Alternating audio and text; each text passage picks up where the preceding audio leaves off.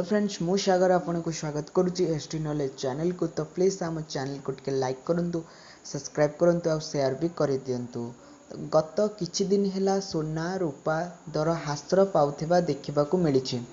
बुधवार दिन दिल्ली रो Boolean market रे सोना दर 600 टंका हास्र पाइथिबा देखिबाकू मिलिथिला। आज मध्य सोना रूपा दर रे हास्र देखिबाकू मिलुछि। बुलियन मार्केट रे प्रारंभ आज सोना दर हास्र पाई प्रति 10 ग्राम को 50,603 टंकार कारोबार चलीथिला। सेहीपरि रूपा दर रे मध्य हास्र घटी प्रति किलो को 60,573 टंकार कारोबार चलीथिला। अक्टोबर मास शेष सुधा और नवेम्बर मासरे 2 सप्ताह पर्यंत सोना दर वृद्धि पाइपारे बोली एक्सपर्ट माने अनुमान करिसेंती।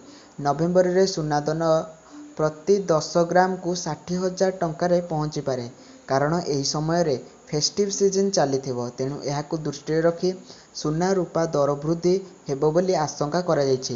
दीपावली पाखापाखि सोना दर रे वृद्धि होई पारे।